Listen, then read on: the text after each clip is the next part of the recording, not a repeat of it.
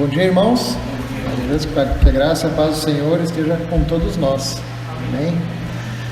Já convido os irmãos a abrirem as suas Bíblias no livro do profeta Sofonias, capítulo 3, e mantenham-na aberta.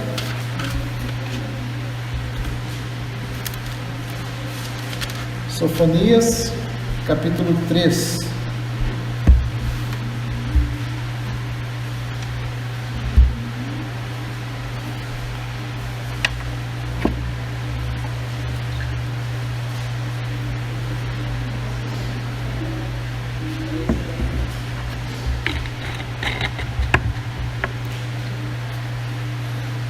Bem, irmãos, chegamos no terceiro domingo do Advento, e a minha pergunta para a igreja é: como você tem se preparado para o Natal? Quais são as conversas dentro da sua casa a respeito da data em que nós estamos entrando, que nós aguardamos? O que vocês têm falado a respeito disso? Hoje, se nós estivéssemos aqui no templo, se a gente tivesse aqui uma coroa do Advento, seriam acesas, digamos, a terceira vela da coroa do Advento. E isto, irmãos, é algo carregado de símbolos. O círculo da coroa diz respeito à eternidade. O nosso Deus, o nosso Senhor, Ele é eterno. O nosso Deus, Ele é eterno, irmãos. E se a gente pensar nessa época do ano, a gente vai ver que o Senhor fez algo impensável e impossível, porque o eterno, o infinito, ele foi enrolado em faixas e ficou nos braços de uma mulher. Você já pensou você segurando algo eterno? E o nosso Senhor fez isso, irmãos. Os ramos verdes, então, nos traz à memória a promessa de renovação de todas as coisas. A gente estudou sobre isso, a gente meditou, foi o segundo sermão da série, primeiro sermão da série.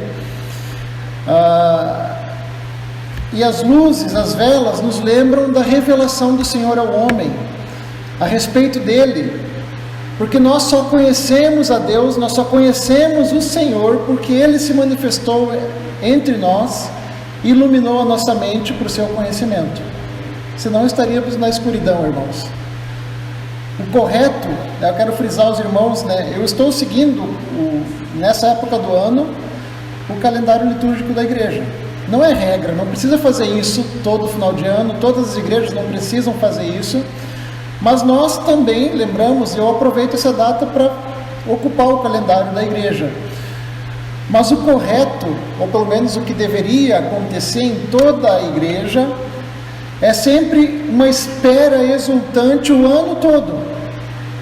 Não só no final do ano, A gente liga a chavezinha, não, agora vai ser Natal, vamos falar sobre Natal, sobre a vinda de Jesus, não. A comemoração dos adventos, meus irmãos, a igreja deve fazer todo ano. Isso acontece sempre que a igreja se reúne. Isso acontece sempre que nós celebramos a mesa do Senhor, a ceia do Senhor. O que a gente faz na ceia? A gente celebra o Advento, porque Ele veio, Ele morreu, e Ele ressuscitou, e Ele voltará.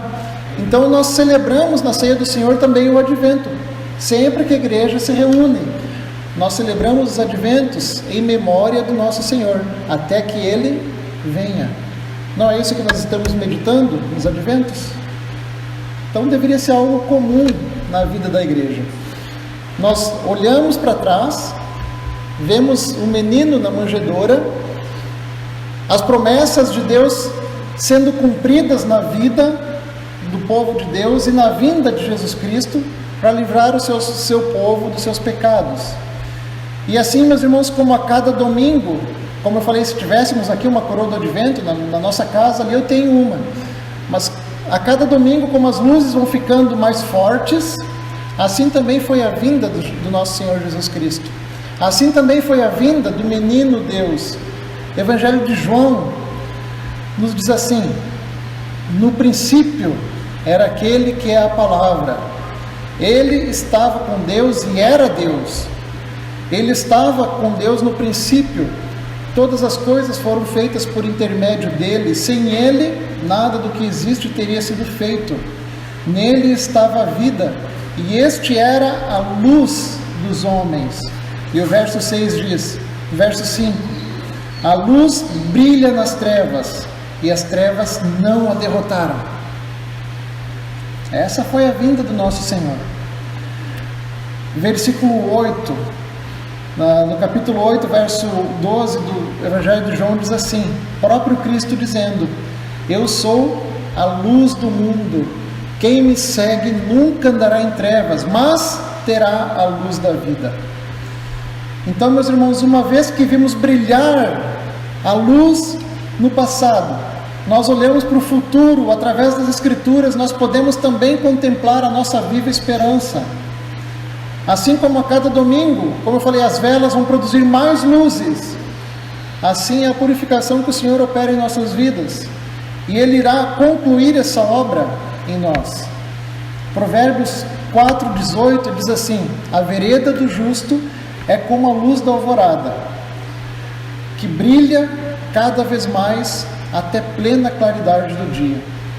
Assim é a nossa vida, assim é a vida do cristão. Levanta cedinho antes do sol está aparecendo, você vai ver que vem clareando, daqui a pouquinho é dia pleno. Assim é a vida do justo, é a vereda do justo. Essa é a obra que o Senhor vai fazer na nossa vida e está fazendo continuamente. 1 João capítulo 3, verso 1 e 2 diz assim: veja como é grande o amor que o Pai nos concedeu, que fôssemos chamados filhos de Deus, o que de fato somos. Por isso o mundo não nos reconhece, porque não o conheceu. Amados, agora somos filhos de Deus, e ainda não se manifestou o que havemos de ser. Mas sabemos que quando Ele se manifestar, seremos semelhantes a Ele, pois o veremos como Ele é. Até ser pleno dia, ainda será revelado ao mundo quem realmente nós somos. Irmãos, nesse tempo em que nós comemoramos e celebramos o Natal, nos preparamos para o Natal, nós esperamos a chegada de alguém muito especial. Eu lembro que eu falei da minha infância, eu ouvia o freio de mão sendo puxado na frente de casa, aquilo alegrava meu coração, porque eu esperava alguém muito especial. No Natal nós esperamos alguém muito mais especial do que qualquer outro ser humano que já pisou nessa terra. Nós esperamos aquele que trará à luz todas as coisas, porque Ele é a própria luz. E nesse período, meus irmãos, mais do que nunca, nós devemos olhar para fora e ver as almas perdidas, olhar para fora e falar com amor e proclamar a palavra de Deus, que tem poder para salvar o pecador do inferno. Devemos erguer a nossa voz e chamar os homens ao arrependimento, e dizer a eles que o reino dos céus já está entre nós, que o Rei dos Reis, Ele já reina, e breve Ele chegará. Ele disse: eis que venho sem demora. Já meditamos, meus irmãos, na promessa do renovo, foi a primeira mensagem da série do Advento. Meditamos na promessa de purificação, e hoje nós meditaremos então na promessa de salvação. Ele virá trazendo salvação. Esse é o texto, essa é a mensagem que o texto de Sofonias vai nos trazer. Meus irmãos, como eu falei, a gente está numa série de sermões pensados para o tempo do Advento, e a gente lembra, olha para as Escrituras e vemos Jesus na sua primeira vinda, como um menino, cumprimento das promessas. Ele veio, nasceu, cumprindo as profecias a Israel, mas também nós aguardamos com alegre esperança o segundo advento, a segunda vinda, o dia do Senhor. Ele veio uma primeira vez e Ele voltará, Ele virá novamente, e nós aguardamos o cumprimento então desta promessa de que Ele voltará. Irmãos, que promessa que deveria trazer alegria ao nosso coração, que promessa que deveria fazer com que a gente estivesse sorrindo o dia todo. Eu não lembro, acho que é o Cleverton, que às vezes ele fala, olha, se tem alguém nesse mundo que deve ser feliz, é o crente, é o cristão. Porque nós, irmãos, nós temos uma viva esperança. A gente não tem uma esperança que termina com uma catástrofe mundial. Porque apesar da doença, apesar do sofrimento, a esperança no coração do cristão jamais morre. Porque a esperança ela é viva. A nossa esperança tem nome. É o nosso Senhor Jesus Cristo. E Ele disse que voltará. O nosso Senhor trará renovo de todas as coisas. O nosso Senhor purificará todas as coisas. E o nosso Senhor retornará trazendo salvação plena. E hoje meditaremos então no livro do profeta Sofonias, olhando para a promessa da vinda do nosso Senhor, que veio e virá. Ele voltará trazendo salvação. Vamos ler capítulo 3, Sofonias, capítulo 3, a partir do verso de número 14.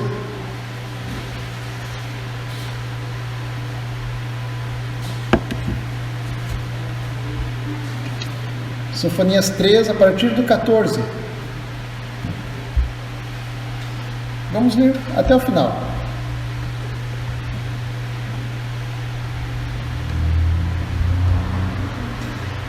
Canta, ó filha de Sião, rejubila, ó Israel, regozija-te, e de todo o coração, exulta, ó filha de Jerusalém. O Senhor afastou as sentenças que eram contra ti e lançou fora o teu inimigo. O Rei de Israel, o Senhor, está no meio de ti. Tu já não verás mal algum. Naquele dia se dirá a Jerusalém: não temas, ó Sião, não se afrouxem os teus braços. O Senhor, teu Deus, está no meio de ti, poderoso para salvar-te. Ele se deleitará em ti com alegria, renovar-te-á no seu amor, regozijar-se-á em ti com júbilo. Os que estão entristecidos por se acharem afastados das festas solenes, eu os congregarei. Estes que são de ti e sobre os quais pesam opróbrios. Eis que naquele tempo procederei contra todos os que te afligem. Salvarei os que cocheiam e recolherei os que foram expulsos, e farei deles um louvor e um nome em toda a terra em que sofreram ignomínia. Naquele tempo eu vos farei voltar e vos recolherei. Certamente farei de vós um nome e um louvor entre todos os povos da terra, quando eu vos mudar a sorte diante dos vossos olhos, diz o Senhor. Oremos mais uma vez. Eterno Deus, suplico a Ti, Pai, essa manhã, que Tua palavra, Pai, fale ao nosso coração, fale ao coração da Tua igreja, Pai.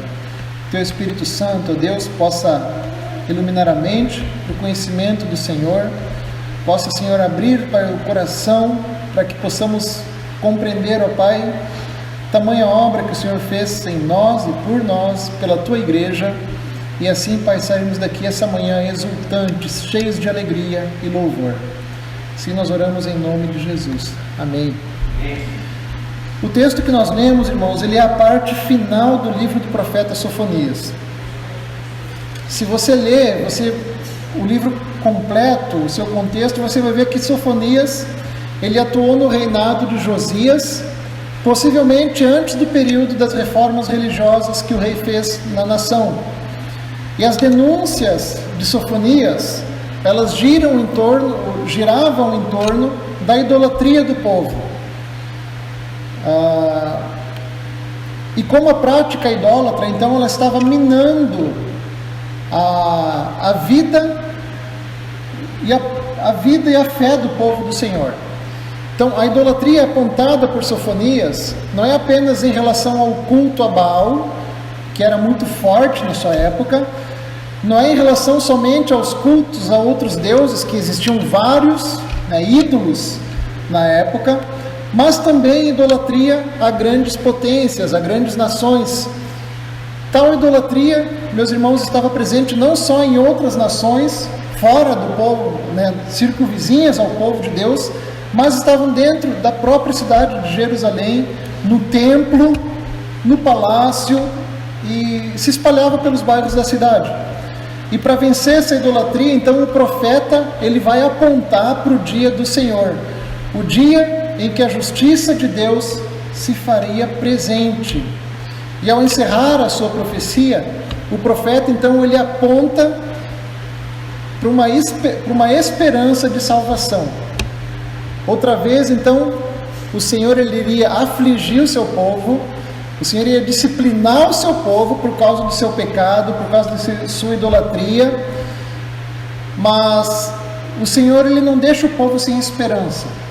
O povo seria sim, disciplinado, ele sofreria, mas o Senhor faz uma promessa de que não desampararia o seu povo. O Senhor deu uma esperança para o seu povo. Irmão Sofonias, ele vivia dias conturbados, ele era contemporâneo de Abacuque, e ele viveu então no tempo que o Império Assírio estava em plena ascensão. E havia em Judá então a divisão de opiniões entre aqueles que defendiam os assírios, aqueles que defendiam os egípcios, e no meio desse embate, no meio do povo, Sofonias surge afirmando para eles: olha, é o seguinte, aqueles que confiam em reinos, aqueles que confiam no dinheiro, no poder, estão tirando Deus de suas vidas e praticando idolatria. E diante de todo esse cenário, então, o arrependimento era a única esperança que havia para o povo do Senhor. Agora, irmãos, olhando para esse panorama de Sofonias, a gente tem que compreender então a promessa de salvação, o cumprimento dessa promessa e o que ela é para nós hoje. No texto da profecia de Sofonias, esse texto aqui, meus irmãos, o finalzinho, na verdade, ele é um cântico, ele é um salmo, e ele é dividido em duas partes, do verso 14 ao 18, a primeira parte, e a segunda metade, a metade do verso 18 ao verso 20. E no início desse salmo, do cântico, Sofonias ele vai usar vários sinônimos ali. Ele vai falar sobre Sião, Israel, Jerusalém, e todos esses nomes eles são usados para se referir a um único povo, para se referir ao povo do Senhor.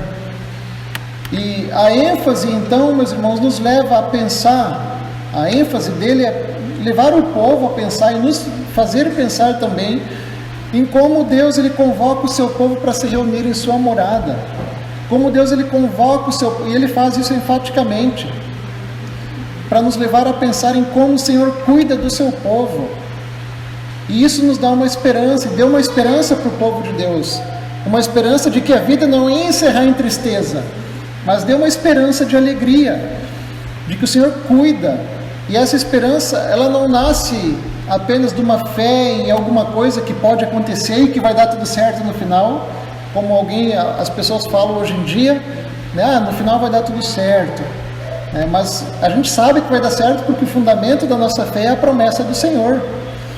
Então essa promessa ela nasce do perdão, essa promessa ela nasce do amor de Deus, essa alegria ela nasce do fim do medo e da promessa de Deus com o seu povo, porque é o que o Senhor falou nessa promessa: eu estarei no meio de vós. Então a presença de Deus, irmãos, como rei entre o seu povo, revela que Ele mesmo, o próprio Deus, Ele estaria com o seu povo e protegendo o seu povo de todo mal. Ele se fará presente, meus irmãos, e porque Ele se fará presente, a sua presença garantiria a salvação e o cuidado do seu povo. Essa é a promessa de Sofonias. As imagens, irmãos, dos salmos, do cântico aqui de Sofonias, nos saltam aos olhos, pelo menos deveriam.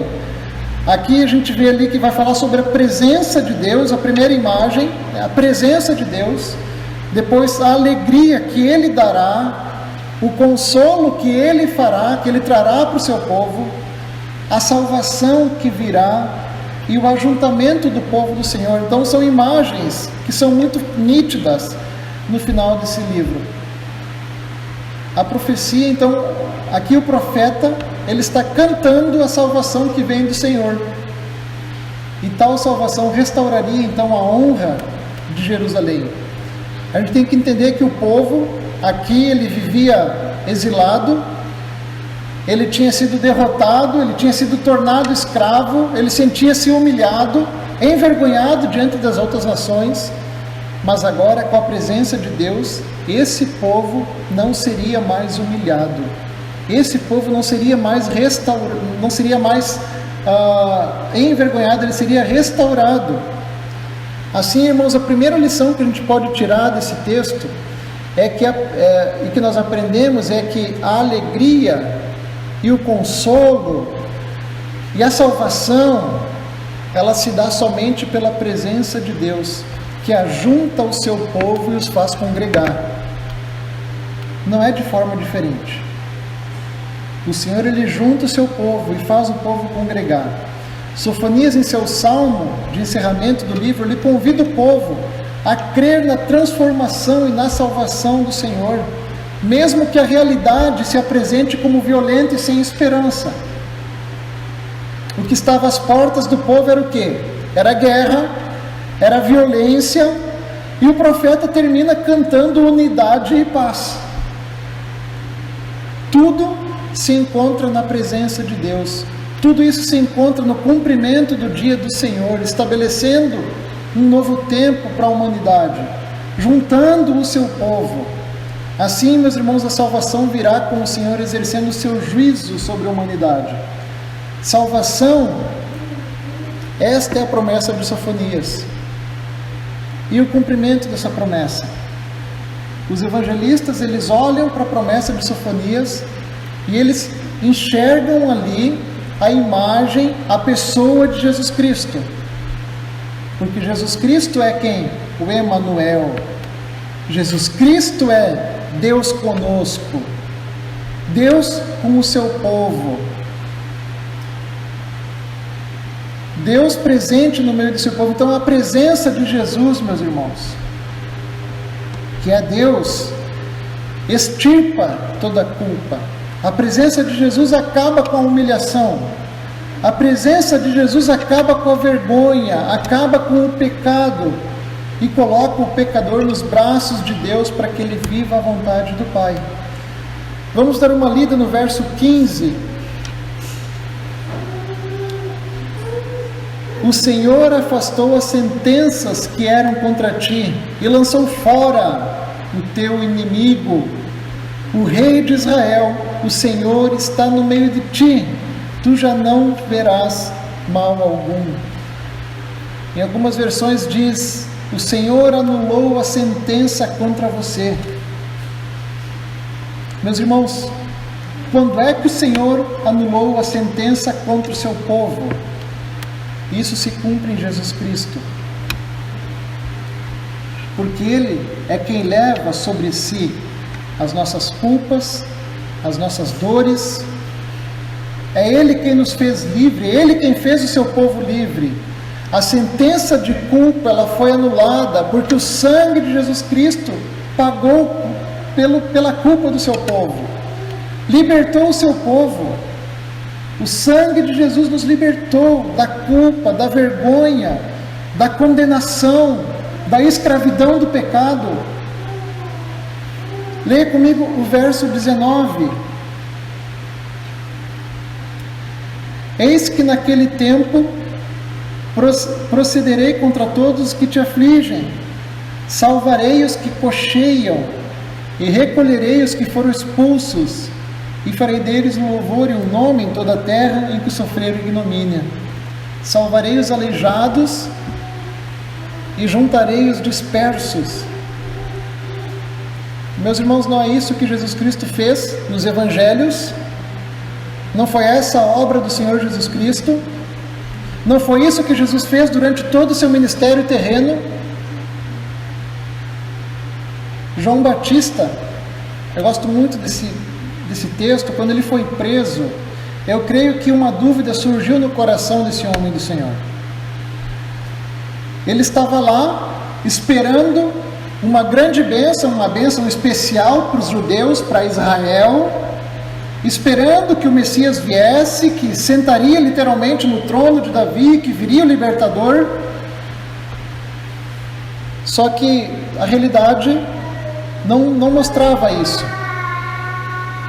E ele manda os seus discípulos perguntarem a Jesus se realmente ele era mesmo o Messias, se ele era o Cristo, ou ele deveria esperar outro. E Jesus Cristo, então, ele, ao ouvir a dúvida de João Batista, ele não deixa o seu servo com dúvida. Em Lucas, capítulo 7, verso 22, Jesus respondeu. E ele disse: voltem e anunciem a João o que vocês estão ouvindo e vendo. Os cegos veem, os mancos andam, os leprosos são purificados, os surdos ouvem, os mortos são ressuscitados e as boas novas são pregadas aos pobres. Meus irmãos, eu olho para esse texto e eu vejo o texto de Sofonias.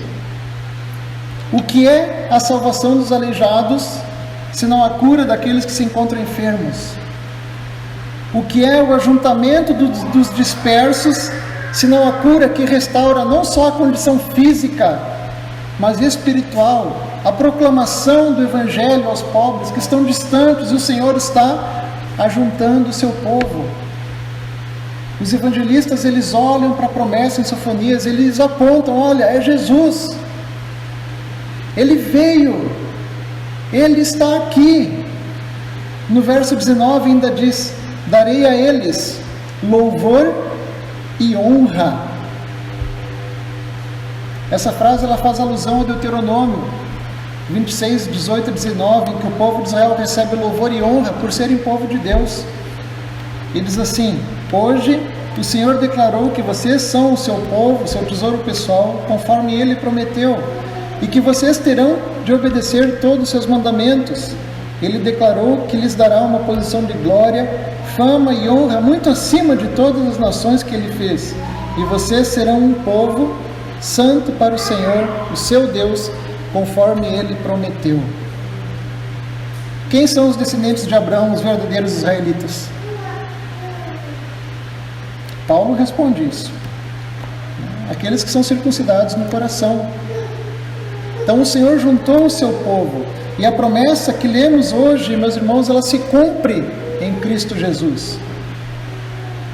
A 2 Coríntios capítulo 3, verso 18: e todos nós que com a face descobertas contemplamos a glória do Senhor, segundo sua imagem, estamos sendo transformados com glória cada vez maior, a qual vem do Senhor, que é o Espírito. Veja o Senhor cumprindo as suas promessas.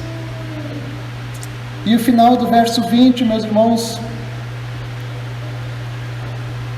diz assim: naquele tempo eu vos farei voltar e vos recolherei, certamente farei de vós um nome e um louvor entre todos os povos da terra, quando eu vos mudar a sorte diante dos vossos olhos. Em outras versões dizem: quando eu restaurar a vossa sorte. Meus irmãos, Jesus Cristo mudou a sorte do seu povo. Jesus Cristo mudou o rumo da história. Nele todo cristão recebe as bênçãos de Deus hoje. Não é para amanhã, não é apenas no dia do Senhor, mas a partir da cruz até o fim da história como nós conhecemos, nós podemos receber as bênçãos do Senhor compradas na cruz do Calvário. Então essa promessa também é para hoje. Mas como entender, pastor, essa promessa de salvação hoje? Se Jesus veio, cumpriu a promessa, qual a relevância dos versos de Sofonias para as nossas vidas? Se a gente fosse ler do início do livro de Sofonias, a gente vê que há uma promessa, uma advertência de destruição. E agora no final do livro de Sofonias, essa advertência de destruição se transforma em uma promessa de salvação. Meus irmãos, hoje precisamos olhar para tal promessa e vivê-la. Porque a salvação já temos, já foi dada. ela já nos libertou do pecado, o Senhor já deu glória à sua igreja, somos transformados dia após dia. Ele já nos libertou do pecado, para que a gente consiga viver não uma vida de tristeza, de derrota, mas uma vida de alegria, porque Ele nos deu salvação. Se você deseja ser feliz, pastor, mas é difícil. Mas se você quer ser feliz, aproxime-se da felicidade. E a felicidade tem um nome, é Jesus Cristo. Como se aproximar dele? Obedientemente, reconhecendo que quem tem a primazia na sua vida não é você. Não é você que vive do jeito que você quer, não é você que toma as decisões como você quer, mas você reconhece que quem tem a primazia é o Senhor, é aquele que te salva, é aquele que te comprou. Meus irmãos, a salvação é de graça, é pela graça de Deus, mas você tem que entender que após salvo, compete a você uma vida de obediência aos ensinos do nosso Senhor, compete a você uma vida que produza frutos dignos de serem apresentados diante do Senhor. Paulo diz isso, olha, trabalhem a vossa salvação. Nesse ponto, somos sinergistas, né? Nós trabalhamos com o Senhor para a nossa santificação, mas é fruto de uma vida que foi salva do Senhor. Em Jesus temos a segurança para vivermos despreocupados quanto à salvação. Sendo assim, meus irmãos, podemos manifestar por meio de palavras e atitudes aquilo que nós cremos e aprendemos com Jesus. Ele mesmo nos garante paz necessária para que por meio do seu Espírito a gente possa viver essa paz e anunciar essa salvação. Este é o nosso dever. É para isso que o Senhor nos chamou. É isso que Ele nos pede. Meus irmãos, a obediência não é mais uma obrigação para você ser salvo. Entenda isso. Mas a obediência é fruto de uma vida que foi salva pelo Senhor, que foi alcançada pela graça de Deus. A nossa atitude diante da salvação, meus irmãos, qual deve ser? Verso 14 e 15. Essa é a atitude do cristão diante da salvação. Canta, ó filha de Sião, rejubila, ó Jerusalém, regozija-te de todo o coração, exulta, ó filha de Jerusalém. O Senhor afastou as sentenças que eram contra ti, e lançou fora teu inimigo, o Rei de Israel. O Senhor está no meio de ti, tu já não verás o mal, tu já não verás mal algum. O texto aqui fala, canta, exulta, alegre-se, regozije-se. Meus irmãos, a salvação deve gerar tudo isso em nós: gratidão, louvor, alegria, prazer em adorar e proclamar o nome do Senhor, porque o Senhor anulou a sentença que era contra nós. Meus irmãos, por que a gente não canta mais alto nos cultos? Às vezes estou tocando, não consigo ver os irmãos, né? Mas às vezes a gente vai em igrejas que tem gente cantando sem empolgação nenhuma.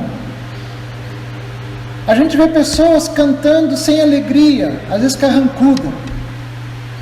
A gente vê pessoas de cabeça baixa, sem erguer sua voz, sem se alegrar. Tímido, cantando baixinho. Meus irmãos, deixa eu dizer uma coisa para vocês. Quando vocês se sentirem tentados a esse tipo de atitude, né, no momento dos cânticos, ficar ali cantando baixinho, de cabeça baixa, ou sem vontade, deixa eu falar uma coisa. O Senhor anulou a sentença contra nós. Precisa mais o quê? O Senhor, o Rei de Israel, está no nosso meio. Nunca mais precisamos temer o perigo. O que a gente faz com isso? Ah, pastor, isso foi só para o povo de Deus lá no Antigo Testamento. A gente hoje não é. O povo de Deus é o outro hoje. Irmãos, essa promessa é para nós. Nunca mais precisamos temer o perigo. Isso nos deveria fazer cantar com toda a força.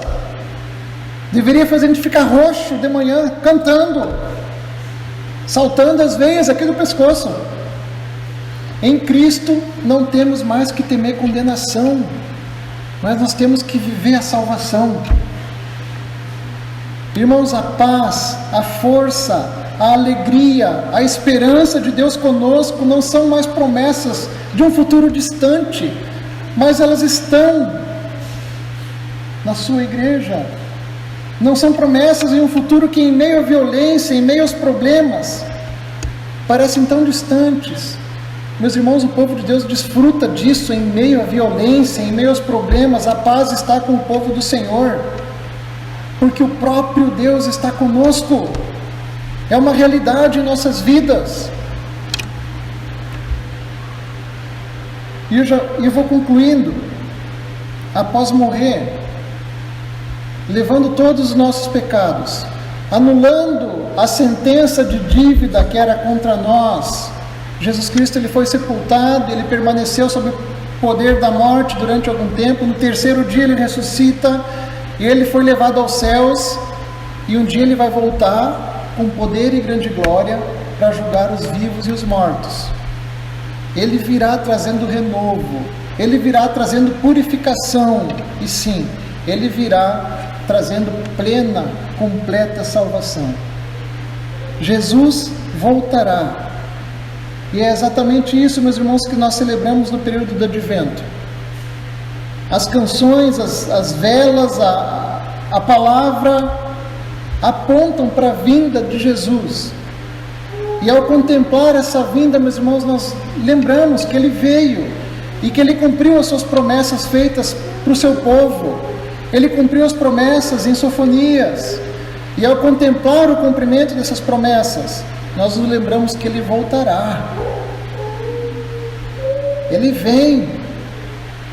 Nós podemos ver que a profecia de Sofonias, ela inicia com uma advertência de destruição e termina com promessa de salvação. O povo do Senhor podia ter a certeza de que haveria um novo dia. E esse dia veio, porque na plenitude dos tempos, no tempo de Deus, Ele enviou seu Filho ao mundo, para que todo aquele que nele crê não pereça, mas tenha a vida eterna, que desperte para a força da vida eterna que está em Jesus Cristo, nosso Senhor. Se nós olharmos para a sociedade, meus irmãos, certamente nós nos debruçaríamos mais nas palavras de Sofonias e proclamaríamos com mais frequência as boas novas da salvação. Sofonias motivou o povo a deixar de lado meras atitudes formais, atitudes espiritualizantes, e intimou o povo a colocar o coração na vontade de Deus.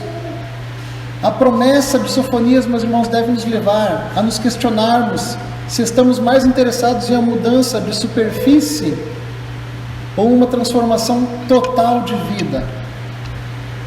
Aqueles que são salvos não vivem de aparência. Antes, os salvos tiveram o coração transformado, e hoje eles vivem de experiências vivas com o seu Salvador. Sofonias, no final do seu livro, nos apresenta a promessa de salvação. Tal promessa se cumpre em Jesus. Por isso, meus irmãos, o povo de Deus deve cantar, exultar, se alegrar por tudo que Deus fez por ele, porque Ele tirou o nosso castigo, porque Ele tirou a dívida que era contra nós, porque Ele derrotou os nossos inimigos, e porque Ele veio e habitou no meio de nós. Quais são os motivos que você tem para cantar essa manhã? Quais são os motivos que você tem para se alegrar essa manhã? A igreja tem a presença de Deus. A igreja tem o seu poder.